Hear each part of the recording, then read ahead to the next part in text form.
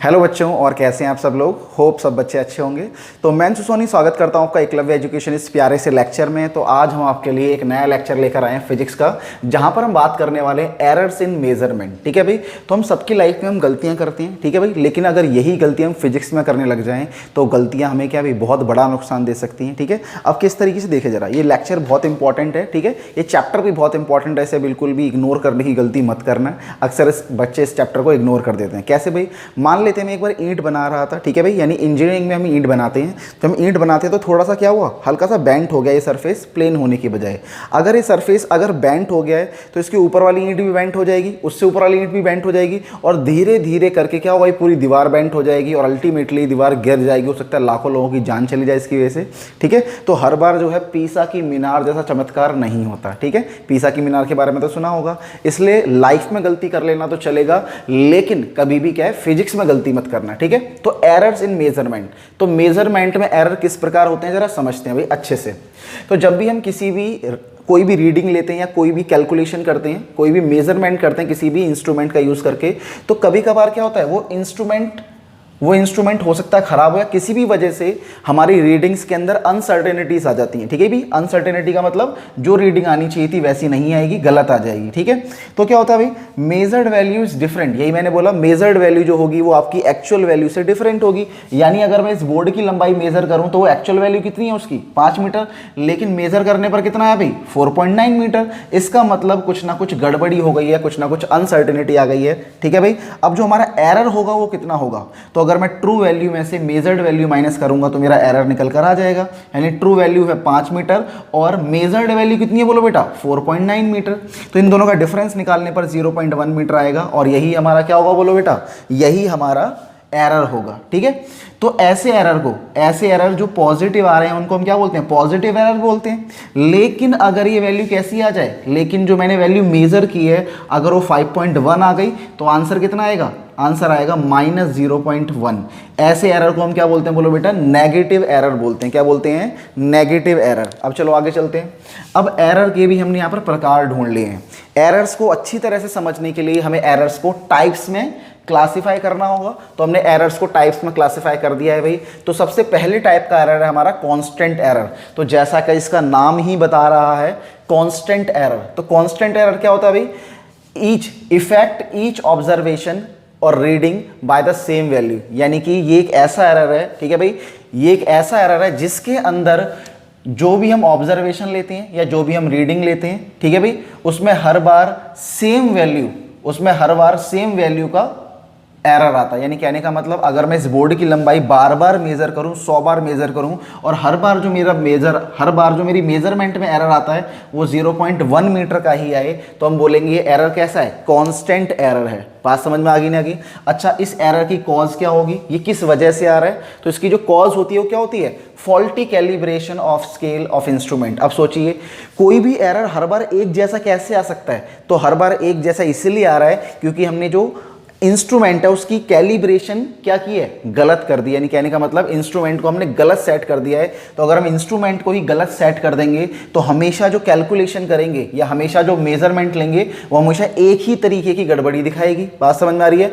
अब सही कैसे किया जाए, हमें कैसे पता लगेगा कि जो एरर है उसे, मतलब ये जो क्या बोलते हैं, हमें कैसे पता लगेगा कि एरर जो हो रहा है वो किस वजह से आ रहा है, या एरर को सही कैसे किया जाए, यानी एरर को मिनिमाइज कैसे किया जाए। तो एरर को मिनिमाइज करने के लिए क्या करेंगे, तो हम उस फिजिकल क्वांटिटी को किसी डिफरेंट मेथड का यूज करके या डिफरेंट अपरेटस या फिर डिफरेंट टेक्निक का यूज करके हम क्या करेंगे, उस मेजरमेंट को दोबारा मेजर करेंगे, बार बार मेजर करेंगे। इससे हम क्या कर पाएंगे भाई, उस एरर को कम कर पाएंगे। ठीक है भाई, तो जब भी हमें किसी भी टाइप का एरर कम करना होता है तो हम रीडिंग्स को बार बार लेते हैं, डिफरेंट मेथड का यूज करके या डिफरेंट अपरेटस का यूज करके या डिफरेंट टेक्निक्स का यूज करके। ठीक है भाई, जब एक तरीके से हमारा आंसर सही नहीं आता, गड़बड़ी ज्यादा आती है, तो हम मेथड या अपरेटस या टेक्निक्स को चेंज कर दिया करते हैं। ठीक है, अगला एरर क्या बोलो बेटा, अगला एरर है हमारा सिस्टमैटिक एरर। तो सिस्टमैटिक एरर क्या है भाई, ये ऐसा एरर है जो या तो क्या होता है भाई, या तो पॉजिटिव डायरेक्शन में अकर होगा या नेगेटिव डायरेक्शन में अकर होगा, यानी किसी एक डायरेक्शन में अकर होगा। यानी जो वैल्यू आएगी वो या तो पॉजिटिव आएगी, ठीक है भाई, एरर की, या फिर वो नेगेटिव ही आएगी। अगर मैंने 100 रीडिंग्स ली हैं तो 100 की 100 रीडिंग्स में एरर जो आए होंगे वो पॉजिटिव ही आए होंगे, या 100 की 100 रीडिंग्स में एरर कैसे आएंगे, बोलो बेटा, नेगेटिव आए होंगे। तो सिस्टमैटिक एरर की कॉज क्या है? तो सिस्टमैटिक एरर की जो कॉज है वो बहुत सारी है। तो उन सारी कॉज को पढ़ने के लिए हमने क्या कर लिया, सिस्टमैटिक एरर को फर्दर क्लासिफाई कर दिया। तो सिस्टमैटिक एरर को हम फर्दर क्लासिफिकेशन पढ़ते हैं, टाइप्स ऑफ सिस्टमैटिक एरर्स भाई, ठीक है। तो टाइप्स ऑफ सिस्टमैटिक एरर के अंदर हम पढ़ रहे हैं इंस्ट्रूमेंटल एरर। तो सबसे पहला टाइप है इंस्ट्रूमेंटल एरर, नाम से ही पता लग रहा होगा भाई, ठीक है, यानी ये इंस्ट्रूमेंट का ही एरर है, इंस्ट्रूमेंट ही खराब है, ठीक है।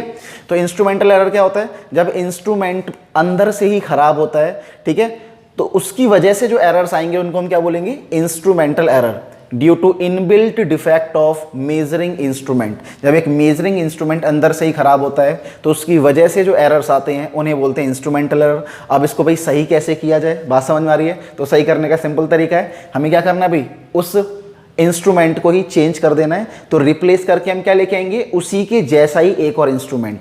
फॉर एग्जांपल अगर हमारा एक स्केल खराब हो गया है, उसकी वजह से एरर्स आ रहे हैं, तो हम उसी के जैसा एक और इंस्ट्रूमेंट लेकर आएंगे। क्लियर है? तो यहां पर वही लिखा है, इसकी रिमेडी यानी इसको मिनिमाइज कैसे कर सकते हैं इस एरर को। तो measuring a physical quantity with the two different instrument of the same type, ठीक है भाई। तो सेम टाइप के किसी दूसरे इंस्ट्रूमेंट से हम उस फिजिकल क्वांटिटी को मेजर कर लेंगे, या किसी दूसरे मेथड का यूज करके हम इसको मेजर कर लेंगे। क्लियर है भाई? अब आगे चलते हैं भाई। अगला है हमारा imperfection in the experimental technique, ठीक है भाई। अगला जो सिस्टमैटिक टाइप, ठीक है भाई, अगला सिस्टमैटिक एरर का जो टाइप है वो है इम्परफेक्शन इन एक्सपेरिमेंटल टेक्निक। इसका मतलब क्या है भाई? तो ये एरर कब होता है भाई? तो ये एरर तब अकर होता है जब, या इस एरर की कॉज क्या है भाई, इसका कारण क्या है, ये एरर क्यों अकर होता है? तो due to the limitations of experimental arrangements, ठीक है भाई।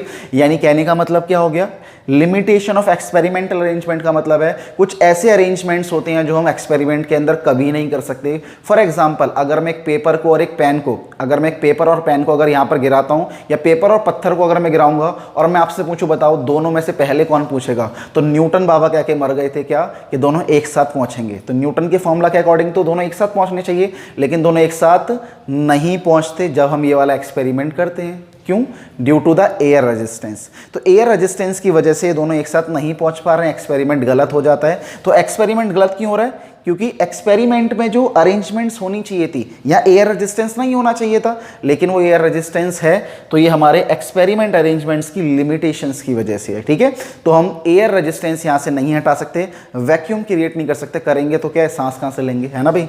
तो इसकी रेमेडी क्या है भाई? इसका कोई इलाज नहीं है, कोरोना की तरह, ठीक है। तो इसका भी कोई इलाज नहीं है। चलते हैं भाई सिस्टमैटिक एरर्स के कुछ और प्रकारों को जानते हैं। तो चलिए सिस्टमैटिक एरर का तीसरा टाइप समझते हैं, ठीक है भाई। तो सिस्टमैटिक एरर का तीसरा टाइप है पर्सनल एरर। तो पर्सनल एरर का मतलब क्या हो गया भाई? यानी हमने खुद ही गलती करी है। तो हम खुद गलती कैसे करते हैं भाई?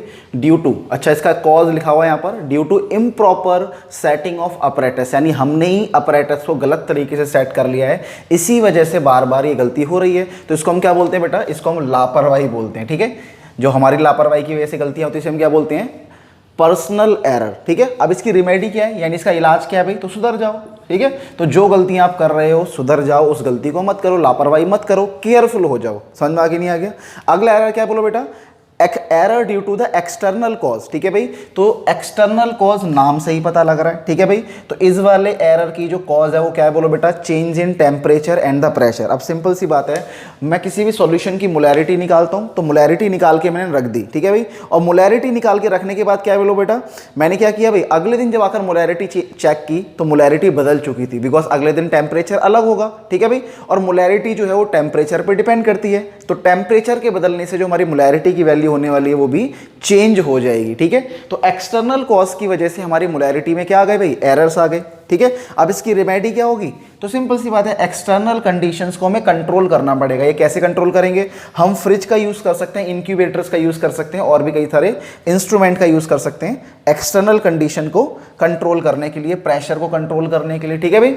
अगला हमारा क्या भाई? तो सिस्टमैटिक एरर का, सिस्टमैटिक एरर के सारे टाइप हमने यहाँ पर खत्म कर लिए हैं भाई। अब हम पढ़ेंगे अगले टाइप का एरर, जो क्या है भाई? हमारा रैंडम एरर, ठीक है भाई। सिस्टमैटिक एरर या तो पॉजिटिव डायरेक्शन में अगर होता था, या नेगेटिव नेगेटिव डायरेक्शन में, लेकिन रैंडम एरर जो होगा वो कहीं पर भी अगर होगा, ठीक है भाई। तो रियल लाइफ में जो होते हैं रैंडम एरर्स अगर होते हैं, ठीक है भाई, यानी रियल लाइफ में हम दोनों तरह की गलतियां करते हैं। हो सकता है कभी वैल्यू जो है वो ट्रू वैल्यू से ज़्यादा आ जाए, हो सकता है जो हमारी मेजर्ड वैल्यू है वो ट्रू वैल्यू से कम आ जाए। तो रियल लाइफ में हमसे रैंडम एरर्स ज़्यादा होते हैं, क्लियर है। तो occurring in both the direction, random error positive और नेगेटिव दोनों डायरेक्शंस में होते हैं। अच्छा, इसकी कॉज क्या है भाई? तो इसका कारण क्या है भाई? इसका कारण है नजर हटी दुर्घटना घटी, यानी हमारी गलती, हमारी केयरलेसनेस। जब भी हम क्या करते हैं, इधर उधर देखने लग जाते हैं। बात समझ में आ रही? इधर उधर देखने का मतलब आप समझ गए होगी, ठीक है भाई। तो जब बगल वाली लड़की ज़्यादा खूबसूरत हो तो उस पर जब नज़र जाती है तो यहाँ से नज़र गई, कहीं पर निगाहें और कहीं पर निशाना, तो भाई एक्सपेरिमेंट तो गलत होगा ही होगा, ठीक है भाई। तो इसलिए क्या करना है बेटा आपको? तो आपको केयरफुल रहना है, एक्सपेरिमेंट पे नजर रखनी है, किसी और पर नहीं, ठीक है भाई। चलिए भाई, अगला हमारा क्या है? Least count error. तो लीस्ट काउंट एरर क्या बोलो बेटा? इसका कॉज क्या होता है? तो इसका कारण है भाई limitation of least count of measuring instrument. For example, आप लोगों ने अपने घर में एक स्केल तो देखा होगा जो 15 सेंटीमीटर का होता है, ठीक है भाई। तो उसमें लीस्ट काउंट का मतलब क्या है? तो लीस्ट काउंट का मतलब होगा, देखो आपने देखा होगा यहाँ पर ऐसे करके ऐसे रीडिंग्स बनी होती हैं, 4 के बाद एक बड़ा डंडा होता है, 4 के बाद एक बड़ा डंडा होता है। तो यहाँ पर हम इससे कितना मिनिमम डिस्टेंस मेजर कर सकते हैं? इस स्केल का यूज करके हम मिनिमम कितना डिस्टेंस यूज कर सकते हैं? 1 मिलीमीटर, ठीक है भाई। तो इससे जो हम मिनिमम मेजरमेंट ले सकते हैं वो 1 मिलीमीटर है, और इसी को हम क्या बोलते हैं? Least count.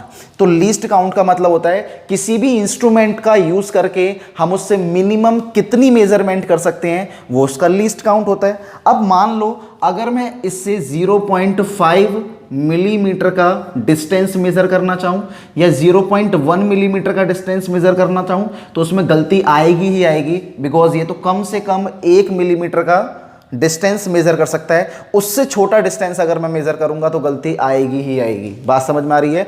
अगर आप ये स्केल लेके सोचो कि मेरे बाल का डायमीटर निकाल लोगे तो डेफिनेटली गलती आएगी। बात समझ में आ रही है? तो ये बात ध्यान रखना। तो इसकी रेमेडी क्या है बेटा? इसकी रेमेडी यानी इसका इलाज है कि हमें सुटेबल लीस्ट काउंट वाला डिवाइस यूज करना होगा। समझ में आ गया? नहीं आ गया? होप समझ में आ रहा होगा, ठीक है।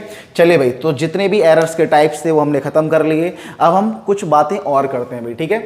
तो यहाँ पर लिखा है how to minimize the random errors. वो नॉर्मल लाइफ में रैंडम एरर्स होते हैं, तो हम बात करते हैं रैंडम एरर्स को मिनिमाइज कैसे किया जाए, ठीक है भाई। तो रैंडम एरर्स को मिनिमाइज कैसे करेंगे भाई? Bye repeating the number of measurements, ठीक है। हम ज्यादा से ज्यादा मेजरमेंट करें, ज्यादा से ज्यादा रीडिंग्स लें। हो सकता है आपने अपने स्कूल के अंदर, अब स्कूल को तो भूल ही जाओ, ठीक है, मोबाइल पे ही करना है जो भी एक्सपेरिमेंट करना है। अब मोबाइल में पता नहीं कैसे होगा, ठीक है। तो भाई आप इमेजिन करो मोबाइल पे कैसे हम एक्सपेरिमेंट्स करेंगे, तो छोड़ो, देखा जाएगा कैसे चलेगी आगे दुनिया, ठीक है। तो how to minimize the random errors by repeating the number of measurement. तो आपने जब एक्सपेरिमेंट किए होंगे स्कूल में, तो आपसे 2 या 3 बार मेजरमेंट करवाई जाती हैं, एटलीस्ट 3 बार तो कराई जाती हैं, ताकि आपकी रीडिंग एक बार तो एक्यूरेट आए, बिकॉज पता ही है कि गलती तो बच्चा करेगा ही करेगा, ठीक है भाई। तो हम मेजरमेंट को जितनी बार रिपीट करेंगे हमारे एरर्स के कम होने के चांस उतने ही ज़्यादा आ जाएंगे। आपने सुना होगा करत करत अभ्यास जड़मति होत सुजान, यानी कि अभ्यास करते करते हमारी गलतियाँ कम होने लग जाती हैं। या आपने सुना होगा practice makes a man perfect, sorry women को भी परफेक्ट बनाती है भाई, ठीक है। तो प्रैक्टिस मेक्स अ मैन और वुमेन परफेक्ट, तो लड़कियां बुरा मत मानना, ठीक है।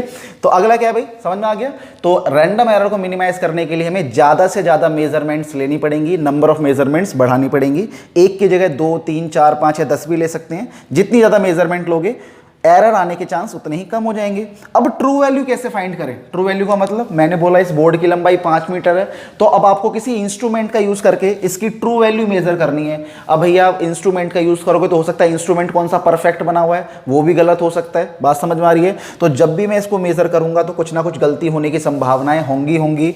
तो क्या कभी ट्रू वैल्यू फाइंड की जा सकती है भाई? तो सच कौन है? सच भगवान है। हम ऐसा मानते हैं कि भगवान सच है। तो भगवान को किसी ने देखा है? किसी ने नहीं देखा। भगवान को पाना इम्पॉसिबल सा लगता है, ठीक है। तो ठीक उसी तरीके से क्या बेटा, how to find the true value. तो ट्रू वैल्यू फाइंड करना लगभग इम्पॉसिबल है। बात समझ में आ रही है? तो भाई करें क्या? जब हमें ट्रू वैल्यू पता ही नहीं है तो हम क्या करेंगे? तो सिंपल सी बात है, जितनी भी आपने वैल्यूज निकाली हैं, यानी जितनी भी आपने रीडिंग्स ली हैं, फॉर एग्जाम्पल आपने 10 रीडिंग ली हैं, तो 10 की 10 रीडिंग का क्या निकाल लो? एवरेज निकाल लो। तो आपका जो एवरेज आएगा वो क्या होगा? वो ट्रू वैल्यू के लगभग बराबर होगा, ठीक है। वही मैंने यहां पर लिखा हुआ है, find the average of all the readings of measurements, it is near to the true value, ठीक है भाई। हाँ, ट्रू वैल्यू को क्या होने वाला है बोलो बेटा? नियर होने वाला है। ठीक है, तो यहाँ पर हमने सारी की सारी बातें समझ ली हैं कि ट्रू वैल्यू कैसे फाइंड की जाए। ठीक है भाई, तो ट्रू वैल्यू फाइंड करने का जो तरीका है मैंने आपको समझाया। आपको क्या निकालना है भाई, आपको सभी मेजरमेंट की मीन वैल्यू निकालनी है। मैं यहाँ पर बता रहा हूँ, जरा समझना इस चीज़ को भाई। ठीक है, अगर मान लो मैंने 10 मेजरमेंट लिए हैं, या मान लेते मैंने n मेजरमेंट लिए हैं, तो मुझे ट्रू वैल्यू कैसे निकालूंगा मैं, तो मैं ट्रू वैल्यू नहीं निकाल सकता। तो ट्रू वैल्यू तो कभी नहीं निकाली जा सकती, तो हम क्या निकालते हैं, सभी वैल्यूज़ की मीन वैल्यू निकालते हैं या एवरेज वैल्यू निकालते हैं। तो मान लेते हैं हमारे पास रीडिंग्स हैं A1 A2 A3 up to AN, हमने n रीडिंग्स ली हैं, तो हम सभी रीडिंग्स का क्या निकाल लेंगे, एवरेज निकाल लेंगे। और ये जो एवरेज वैल्यू आएगी, बोलो बेटा जी, ये जो एवरेज वैल्यू आएगी वो लगभग ट्रू वैल्यू के बराबर होगी। ठीक है भाई, लगभग ट्रू वैल्यू के नियर होगी, बट ट्रू वैल्यू के बराबर नहीं होगी, नियर होगी। समझ में आगे नहीं आ गया? तो चलिए भाई आगे चलते हैं। ठीक है भाई, तो बेटा जो हमने अभी मीन वैल्यू निकाली, अगर हम चाहते हैं ये मीन वैल्यू ट्रू वैल्यू के एकदम ज़्यादा करीब आ जाए, तो इस बीच के गैप को फिल करने के लिए मैं क्या करना पड़ेगा, इस मीन वैल्यू में जो एरर्स आए हुए हैं थोड़े बहुत उनको निकालना पड़ेगा। बात समझ में आ रही है? यानी अगर हम चाहते हैं कि मीन वैल्यू जो है ज़्यादा करेक्ट हो जाए, मीन वैल्यू ट्रू वैल्यू की और ज़्यादा नज़दीक आ जाए, तो हमें अपने एरर्स को ज़्यादा एक्यूरेटली फाइंड करना पड़ेगा। ठीक है भाई, अगर हमने एरर्स को एक्यूरेटली फाइंड कर दिया तो हम इस मीन वैल्यू में से उस एरर को निकाल देंगे और उसे ट्रू वैल्यू के एकदम करीब पहुंचा देंगे। ठीक है, तो यहाँ पर जो लाइन लिखी है उसको ध्यान से पढ़ें, to make the average value या to make the mean value more correct. अगर अपनी मीन वैल्यू को मोर करेक्ट करना चाहते हैं, so we have to find the errors more accurately, तो हमें एरर्स को भी ज़्यादा एक्यूरेटली फाइंड करना पड़ेगा। ये बेटा लाइफ में बहुत ज़्यादा अच्छी या बड़ी सीख देता है। कैसे? अगर अपने जीवन को बहुत सही तरीके से जीना चाहते हैं तो हमें अपने जीवन की गलतियों को भी बहुत बारीकी से देखना पड़ेगा, बहुत बारीकी से जानना पड़ेगा, तभी अपनी लाइफ को ज़्यादा सही तरीके से जी पाएंगे। ठीक है भाई, तो चलिए भाई अब हम एरर्स को बारीकी से जानना शुरू करते हैं, एरर्स को बारीकी से निकालना शुरू करते हैं। तो सबसे पहले हमने निकाला हमारा एब्सोल्यूट एरर। ठीक है भाई, अभी एब्सोल्यूट एरर क्या है बोलो बेटा जी, ये जो एब्सोल्यूट एरर है, ठीक है भाई, ये जो हमारा एब्सोल्यूट एरर है वो क्या है बेटा, यहाँ पर अपनी मीन वैल्यू लेते हैं, मीन वैल्यू को हम इस तरीके से दिखा रहे हैं, लिखना आसान होता है इसीलिए। तो हम हर एक मीन वैल्यू में से हर एक रीडिंग को माइनस करते चले जाएंगे। बात समझ में आ रही है? तो कभी कभार तो क्या होगा, मीन वैल्यू में से मेजर्ड वैल्यू को माइनस करने पर पॉजिटिव आंसर आएगा या कभी कभार नेगेटिव आएगा, लेकिन हमें जो आंसर यहां पर लिखना है वो पॉजिटिव ही लिखना है। ठीक है भाई, इसलिए इस एरर्स को हम क्या बोल रहे हैं, एब्सोल्यूट एरर। तो हम सबसे पहले क्या करेंगे भाई, हर एक मेजरमेंट के एब्सोल्यूट एरर्स निकाल लेंगे, यानी हर एक मेजरमेंट को हम मीन वैल्यू में से माइनस करके निकालेंगे और उसकी सिर्फ पॉजिटिव वैल्यू लिखेंगे, उसका सिर्फ मैग्नीट्यूड लिखेंगे या सिर्फ उसकी एब्सोल्यूट वैल्यू लिखेंगे। क्लियर है? तो एरर की एक सटीक वैल्यू जानने के लिए हमें क्या करना पड़ेगा, अगर हम चाहते हैं, अब हमारे पास क्या गई, हमारे पास एरर्स की बहुत सारी वैल्यूज आ गई हैं। ठीक है भाई, ये भी एक तरह का एरर है, ये भी एरर है, ये भी एरर है, ये भी एरर है, हमारे पास बहुत सारे एरर्स की बहुत सारी वैल्यूज आ गई हैं। क्लियर है? तो अब हम चाहते हैं कि हमें एरर की एक सटीक वैल्यू मिले, तो एक सटीक वैल्यू लेने के लिए हमें क्या करना पड़ेगा, हमने यहां पर जितने भी एरर्स निकाले हैं उन सभी एरर्स का हम क्या निकाल लेंगे, मीन निकाल लेंगे। ठीक है भाई, तो इसको हम क्या बोलते हैं, मीन एब्सोल्यूट एरर्स, यानी सभी एब्सोल्यूट एरर का मीन। तो सभी एब्सोल्यूट एरर्स का अगर हम मीन निकालेंगे तो ये हमें मिलेगा मीन एब्सोल्यूट एरर। ठीक है भाई, तो अब हमारे पास क्या भाई, एरर की एक सिंगल वैल्यू आ चुकी है। ठीक है भाई, अब हम क्या करेंगे, now we can write our measurement more accurately. अब हम क्या है भाई, अब हम अपनी ट्रू वैल्यू के काफ़ी करीब पहुंच चुके हैं, बिकॉज अब मुझे मेरे एरर की काफ़ी सटीक वैल्यू मिल चुकी है, काफ़ी एक्यूरेट वैल्यू मिल चुकी है। अब इस एक्यूरेट एरर को मैं मीन वैल्यू में से माइनस कर दूंगा तो मुझे क्या मिल जाएगी, ट्रू वैल्यू। बात समझ में आ रही है? या फिर मैं क्या करूंगा, इस एरर को मैं क्या कर दूंगा, जोड़ दूंगा इसके अंदर। अगर मैं इस एरर को क्या करूंगा, इस मीन वैल्यू के अंदर जोड़ दूंगा, तब भी हो सकता है मैं ट्रू वैल्यू के पास पहुंच जाऊं। अब ये मैं क्या करूं, आपको समझ में नहीं आया होगा। हो सकता है मेरी ट्रू वैल्यू क्या हो, 5 मीटर, और जो मैंने वैल्यू मेजर की है हो सकता है वो 4.9 हो सकता है कि वो 5.1 हो। बात समझ में आ रही है? तो सिंपल सी बात है, यहाँ पर जो एरर है वो पॉजिटिव भी हो सकता है और नेगेटिव भी हो सकता है। बात समझ में आ रही है? तो एरर पॉजिटिव और नेगेटिव दोनों तरह के हो सकते हैं। इसीलिए हम क्या करते हैं भाई, जो हमारा एक्यूरेट एरर आया है, जो हमारा मीन एब्सोल्यूट एरर आया है, उस वैल्यू को हम मीन वैल्यू में जोड़ते भी हैं और घटाते भी हैं। समझ में आ रही है? तो हम अपनी ट्रू वैल्यू को ज़्यादा एक्यूरेटली कैसे लिख सकते हैं, तो ट्रू वैल्यू को हम ज़्यादा एक्यूरेटली लिख सकते हैं एवरेज यानी mean value plus minus mean absolute error. बात समझ में आ रही है? तो ये वाली बात आपको ध्यान रखनी पड़ेगी जब भी आपको कोई भी क्वांटिटी लिखनी होगी या जब भी आपको कोई मेजरमेंट लिखनी होगी। तो करेक्ट मेजरमेंट कैसे लिखोगे बेटा जी? तो करेक्ट मेजरमेंट लिखने का ही तरीका होता है कि mean value plus minus mean absolute error. ठीक है, ये करेक्ट मेजरमेंट लिखने का तरीका है। तो होप आपको समझ में आ रहा होगा। ठीक है, तो इससे हम ये कंक्लूजन निकालेंगे कि हमारी जो ट्रू वैल्यू होगी, ट्रू वैल्यू को हम सिंपल ए से दिखा रहे हैं, जो हमारी ट्रू वैल्यू होगी वो या तो इस वैल्यू से बड़ी या इसके बराबर होगी या फिर इस वैल्यू से क्या होगी, छोटी होगी। समझ में आगे नहीं आ गया? अब अगला आते हैं हम रिलेटिव एरर पर। तो रिलेटिव एरर हमें क्यों निकालने की जरूरत पड़ी भाई? हमने एरर को ज़्यादा एक्यूरेटली निकाल तो लिया, अब हमें रिलेटिव एरर क्यों निकालना भाई? तो रिलेटिव एरर क्यों निकालना, जरा इसको भी समझ लेते हैं बेटा जी। ठीक है भाई, अब मान लो मुझे 2 एक्सपेरिमेंट करने के लिए बोले गए। अब क्लास में जब बच्चे होते हैं तो कई बार ऐसा होता है कि भाई एक ही एक्सपेरिमेंट को बहुत सारे बच्चे करते हैं, तो क्या होता है, घपड़ सपड़ कर देते हैं, बहुत अलग अलग तरह के कार्यक्रम शुरू कर देते हैं। तो इसलिए क्या है भाई, एक ग्रुप को अलग एक्सपेरिमेंट दिया जाता है और एक ग्रुप को अलग एक्सपेरिमेंट दिया जाता है, ताकि आपस में बच्चे कॉपी ना कर ले। पूछ रहे थे भाई तूने, तेरी रीडिंग क्या आई, मेरी तो ये आई, ले इसी की छाप दी। बात समझ में आ रही है? तो ये ना करें, इसलिए दोनों बच्चों को क्या है भाई, अलग अलग एक्सपेरिमेंट दिए जाएंगे या 2 ग्रुप्स को अलग अलग एक्सपेरिमेंट दिए जाएंगे। अब एक ग्रुप को बोल दिया गया कि भाई वायर की रेडियस निकालो। क्या निकालो बोलो बेटा जी? वायर की रेडियस निकाल कर दिखाओ। दूसरे को बोला वायर की लेंथ निकालो। बात समझ में आ रही है? तो एक बच्चे ने वायर की लेंथ, मान लेते हैं वायर की जो लेंथ है उसकी जो ट्रू वैल्यू है वो कितनी है, मान लेते हैं 10 मिलीमीटर है। सॉरी, वायर की जो रेडियस है उसकी ट्रू वैल्यू कितनी है, उसकी ट्रू वैल्यू है 10 मिलीमीटर। और जो हमारा एरर निकल कर आता है, या मीन एब्सोल्यूट एरर कह लो आप, तो मीन एब्सोल्यूट एरर निकल कर आता है हमारा, बोलो बेटा जी कितना, 0.1 मिलीमीटर। क्लियर है? अब वायर की जो लेंथ है कितनी है बेटा जी? वायर की जो लेंथ है वो है 10 सेंटीमीटर। और यहां पर भी जो एरर निकल कर आता है वो 0.1 मिलीमीटर निकल कर आता है। अब आप मुझे बताइए भाई किस में एरर ज्यादा है? तो दिखने में तो ऐसा लग रहा है भाई दोनों में जो एरर है वो बराबर है, लेकिन यहां पर ऐसा नहीं है। बात समझ में आ रही है? तो जो भी हमारे एरर्स आए हैं उन एरर्स को हमें ट्रू वैल्यू से कंपेयर करना पड़ेगा, तब हमें पता लगेगा कौन सा वाला एरर कम है और कौन सा वाला एरर ज्यादा है। ठीक है भाई, तो इसीलिए हमने यहां पर रिलेटिव एरर लिया हुआ है, बिकॉज रिलेटिव एरर हमारे एरर्स को ट्रू वैल्यू से कंपेयर करता है। बात समझ में आ रही है? रिलेटिव एरर में हम क्या फाइंड करते हैं भाई, किसी भी एरर को हम फाइंड करते हैं with respect to the true value. ठीक है भाई, तो चलिए भाई फाइंड करके देख लेते हैं भाई। तो इन दोनों का हम रिलेटिव एरर निकालेंगे। अगर मैं इनका रिलेटिव एरर निकालूंगा तो कितना निकल कर आएगा? तो चलिए भाई इसका रिलेटिव एरर निकाल लेते हैं पहले। तो इसका रिलेटिव एरर निकल कर आएगा, सबसे पहले ऊपर क्या लिखेंगे भाई, मीन एब्सोल्यूट एरर। तो मान लेते हैं इसका मीन एब्सोल्यूट एरर है 0.1। ठीक है, नीचे क्या आएगा भाई, इसकी ट्रू वैल्यू। तो अगर मैं इसको काटूंगा तो आएगा 0.01। तो इसका जो रिलेटिव एरर आ गया वो इतना आ गया। अब यहाँ पर आ जाइए, अगर मैं इसका रिलेटिव एरर फाइंड करूं तो इसका रिलेटिव एरर कितना आएगा? ऊपर हम क्या लिखते हैं, मीन एब्सोल्यूट एरर। तो मान लेते हैं इसका मीन एब्सोल्यूट एरर है 0.1 मिलीमीटर। ठीक है भाई, अब क्या लिखेंगे भाई, नीचे आएगा हमारा ट्रू वैल्यू। तो ट्रू वैल्यू कितनी है, 10 सेंटीमीटर। इसको मिलीमीटर में कन्वर्ट करना पड़ेगा, तो ये कितना आ जाएगा बोलो बेटा, ये आ जाएगा 100। ठीक है, तो ये वैल्यू आ गई 0.001। ठीक है भाई, मिलीमीटर। तो यहां पर हम देख पा रहे हैं इसका रिलेटिव एरर क्या है भाई, ये, और इसका रिलेटिव एरर है 0.001, यानी इसमें एरर कम है और इसमें एरर क्या है भाई, ज्यादा है। ठीक है भाई, तो यहां पर आपको समझ में आ गया होगा रिलेटिव एरर का महत्व। ठीक है, तो रिलेटिव एरर हमें कंपेयर करके बताता है कि जो आपका एरर आया है वो ट्रू वैल्यू के कंपैरेटिवली या ट्रू वैल्यू के रिस्पेक्ट में कितना है। ठीक है, तो कौन सी वैल्यू हमारी ज़्यादा एक्यूरेट है? तो हमने लेंथ को ज़्यादा एक्यूरेटली मेजर किया है, बिकॉज वहाँ पर जो हमारा एरर है वो कम है और यहाँ पर हमारा एरर ज़्यादा, इसलिए वैल्यू थोड़ी लेस एक्यूरेट है। समझ में आया नहीं आया आपको? होप क्लियर हो गया होगा। तो रिलेटिव एरर क्लियर हो गया।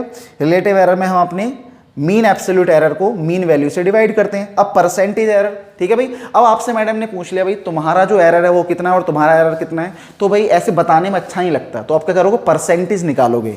तो इस रिलेटिव एरर की हम क्या निकालते हैं, परसेंटेज एरर निकालते हैं। कैसे? जो भी रिलेटिव एरर है उसको 100 से मल्टीप्लाई कर दोगे तो परसेंटेज निकल कर आ जाएगी, है ना भाई। तो अगर मैं इसको 100 से मल्टीप्लाई कर दूं तो ये कितना निकल कर आता है, ये निकल कर आता है भाई 1%। और अगर मैं इसको 100 से मल्टीप्लाई कर दूं कितना निकल कर आएगा, बोलो बेटा, ये हमारा निकल कर आएगा यहाँ पर 0.001 को अगर मैं 100 से मल्टीप्लाई करूं तो ये भाई कितना निकल कर आएगा भाई, तो ये निकल कर आएगा हमारा 0.1%। बात समझ में आ गई नहीं आ गई? तो देखिए भाई ये इसमें एरर जो आ रहा है 1% एरर आ रहा है, यानी काफ़ी ज़्यादा एरर है। और यहाँ पर जो एरर है वो 0.1% है, यानी ये कम एरर है। क्लियर है? तो परसेंट इससे हम और ज़्यादा एक्यूरेटली बता पाते हैं कि किस में ज़्यादा एरर है और किस में कम एरर है। ठीक है भाई, तो ये एरर्स हमने पढ़ लिए। अब चलिए इसके ऊपर एक क्वेश्चन कर लेते हैं। अब एरर्स के ऊपर क्वेश्चन कर लेते हैं, इसको लिख लेना भाई, पॉज करके जो लिखना हो अगर कोई बच्चा इंटरेस्टेड है तो। चलिए भाई, तो किसी बच्चे ने 5 रीडिंग ली हैं रॉड की लेंथ को मेजर करने के लिए। उसने रॉड की लेंथ को 5 बार मेजर किया और 5 बार जो रीडिंग्स ली हैं उसने ये ली हैं 2.48 मीटर, 46 मीटर, 49 मीटर, 50 मीटर और 48 मीटर। ठीक है भाई, तो अब हमें क्या फाइंड करना है? हमें फाइंड करना है इनकी मीन वैल्यू, ठीक है, इनके absolute errors, mean absolute errors और रिलेटिव एरर और परसेंटेज एरर। तो सबसे पहले देखिए मैं निकालूंगा भाई इन सबकी मीन वैल्यू। तो इनकी मीन वैल्यू कैसे निकालेंगे बोलो बेटा? मीन वैल्यू निकालने के लिए 2.48 जमा में 2.46 जमा में 2.49 प्लस में 2.50 प्लस में 2.48, इन सभी वैल्यूज को ऐड करेंगे और 5 से डिवाइड कर देंगे। तो इनका अगर मैं एवरेज निकालूंगा तो 2.482 इनका मीन निकल कर आएगा या एवरेज वैल्यू निकल कर आएगी। ठीक है, इसको और एक्यूरेटली यानी decimal up to 2 decimal places तक मैं इसको लिख लेता हूं तो ये आ जाएगा 2.48। ठीक है भाई, बिकॉज यहां पर सभी अप टू 2 डेसिमल लेटर में लिखे हुए हैं। अब हम क्या करेंगे भाई? अब हम यहां पर निकालने वाले हैं हमारा हर एक मेजरमेंट का एब्सोल्यूट एरर। तो अगर मैं हर एक मेजरमेंट का एब्सोल्यूट एरर निकालूंगा और देखते हैं भाई कितना आता है।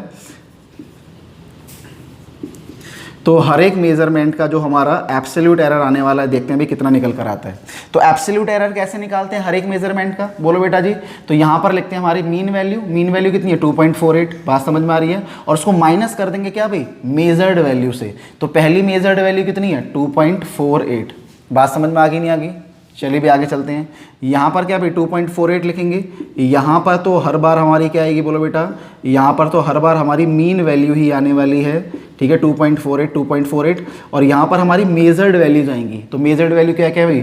2.46 है, 2.49 है, 2.50 है और 2.48 है। ठीक है भाई, अब हम क्या करेंगे भाई? अब ये वैल्यू पॉजिटिव भी आ सकती है, ये वैल्यू नेगेटिव भी आ सकती है। तो इसलिए हमने क्या लगा दिया? मॉड्यूलस लगा लिया। तो जो भी वैल्यू बाहर आएगी वो एब्सोल्यूट वैल्यू होगी। ठीक है, यहाँ से आएगा भाई 0.0 लिख लेते हैं। बात समझ में आ रही है? यहाँ पर आएगा हमारा 0.02 आ जाएगा। बात समझ में आ रही है? यहाँ पर आएगा 0.01, यहाँ पर आएगा 0.02, यहाँ पर आएगा भी हमारा 0. बोलो बेटा जी 0.0 ही आ जाएगा। ठीक है भाई, अब हमें क्या करना है बेटा जी? अब हमें यहाँ पर करना है मीन एब्सोल्यूट एरर निकालना है। ये तो हमने क्या निकाल लिया? Absolute error. अब इन सभी एब्सोल्यूट एरर्स का हम क्या निकालेंगे? मीन निकालेंगे। ठीक है भाई, तो इन सभी एब्सोल्यूट एरर्स का हम मीन निकालेंगे। तो निकाल लेते हैं भाई, क्या क्या हमारे पास? 0.0 प्लस 0.02 प्लस 0.01 प्लस 0.02 और प्लस में 0.0। तो इन सभी का अगर मैं एवरेज निकालूंगा, यहाँ 5 से डिवाइड करेंगे अब, तो अगर मैं इन सभी का क्या निकालूंगा? एवरेज निकालूंगा, लगभग 0.01 मीटर निकल कर आएगा। बात समझ में आ गई नहीं आ गई? तो ये हमने निकाल लिया मीन एब्सोल्यूट एरर। ठीक है भाई, अब हम क्या निकालेंगे? Relative error. तो रिलेटिव एरर निकालने का जो हमारा फॉर्मूला होगा बोलो बेटा, वो क्या हो जाएगा? हो जाएगा हमारा इस तरीके से। ठीक है भाई, रिलेटिव एरर निकालने का फॉर्मूला होता है, ऊपर हम रखते हैं हमारा मीन एब्सोल्यूट एरर, नीचे हम रखते हैं हमारा मीन वैल्यू। तो मीन एब्सोल्यूट एरर हमारा 0.01 और मीन वैल्यू कितनी निकल कर आई है? 2.48। अगर इन दोनों को हम डिवाइड करेंगे तो लगभग 0.0004 मीटर हमारा, सॉरी यहाँ पर मीटर नहीं लगाएंगे। ठीक है भाई, बिकॉज ये भी मीटर, तो मीटर को मीटर से डिवाइड करेंगे तो यहाँ पर इसकी कोई यूनिट नहीं होगी। ठीक है भाई, तो रिलेटिव एरर हमने इस तरीके से निकाल लिया। बात समझ में आ गई नहीं आ गई? अब हम निकालेंगे हमारा परसेंटेज एरर। ठीक है भाई, तो परसेंटेज एरर निकालने के लिए हम क्या करने वाले हैं? हमारे रिलेटिव एरर को ही 100 से मल्टीप्लाई कर देंगे। तो ये निकल कर आएगा हमारा कितना बोलो बेटा जी? ये जो हमारा निकल कर आने वाला है वो निकल कर आना है 0.4%। कितना निकल कर आएगा बोलो बेटा जी? 0.4% हमारा परसेंटेज एरर निकल कर आ जाएगा। क्लियर है? अब बोला जाएगा भाई करेक्ट वैल्यू लिखें। ठीक है भाई, तो इसकी करेक्ट वैल्यू कैसे लिखेंगे? अगर उसने बोल दिया कि भाई इसकी करेक्ट वैल्यू लिखकर दिखाएं किसकी? लेंथ ऑफ रॉड की। तो लेंथ ऑफ रॉड की करेक्ट वैल्यू कैसे लिखी जाती है भाई? तो सबसे पहले लिखते हैं मीन वैल्यू, फिर प्लस माइनस, फिर हमारा मीन एब्सोल्यूट एरर, ठीक है भाई। तो मीन वैल्यू कितनी है हमारी, तो मीन वैल्यू है 2.48, फिर आएगा प्लस माइनस, फिर आएगा हमारा मीन एब्सोल्यूट एरर जो है 0.01, क्लियर है भाई। और ब्रैकेट लगाकर यहाँ पर मीटर लिख देंगे, ये हमने लिख ली करेक्ट वैल्यू। तो होप आपको समझ में आ गया होगा कि मीन वैल्यू किस तरीके से निकालें, मीन वैल्यू को और ज़्यादा एक्यूरेट कैसे बनाएं, और ज़्यादा एक्यूरेट बनाने के लिए हम एक्यूरेटली एरर्स को कैसे फाइंड करें, और एरर्स फाइंड होने के बाद हम किसी भी वैल्यू को करेक्ट करके कैसे लिखें, या करेक्ट फॉर्म में कैसे लिखें, ये इसकी करेक्ट फॉर्म में लिखे जाने वाली फॉर्म है, ये बात ध्यान रखना। उसके बाद हम कोई भी दो एरर्स को कंपेयर कैसे करें, तो दो एरर्स को कंपेयर करने के लिए हमें यहाँ पर क्या निकालना पड़ेगा, रिलेटिव एरर निकालना पड़ेगा, और उसके बाद परसेंटेज एरर निकालेंगे तो और ज़्यादा एक्यूरेटली दो एरर्स को हम कंपेयर कर पाएंगे। तो होप आप सब बच्चों को वीडियो अच्छे से समझ में आई होगी। इसका अगला पार्ट जरूर देखना जहां पर हम बात करने वाले हैं, अगर मेरे पास किसी एक क्वांटिटी के अंदर एरर आ गया है, फॉर एग्जांपल लेंथ मेजर करने में एरर आया और ब्रेथ मेजर करने में एरर आया, अब मैं उन दोनों को अगर क्या करता हूं मल्टीप्लाई करूंगा तो एरिया निकल आएगा, लेंथ इनटू ब्रेथ। अगर मैं इन दोनों को जोड़ूंगा और 2 से मल्टीप्लाई करूंगा तो पेरीमीटर निकल कर आ जाएगा, है ना भाई। तो अब दोनों को मल्टीप्लाई करने पर जो एरिया आएगा उसमें कितना एरर होगा, या दोनों को ऐड करने पर जो पेरीमीटर आएगा उसमें कितना एरर होगा, यानी हम एरर्स को ऐड करना, एरर को क्या करेंगे, कंबाइन करेंगे। तो अगला हम पढ़ेंगे कॉम्बिनेशंस ऑफ एरर, ठीक है भाई। तो जानने के लिए देखते रहिए हमारा नेक्स्ट वीडियो।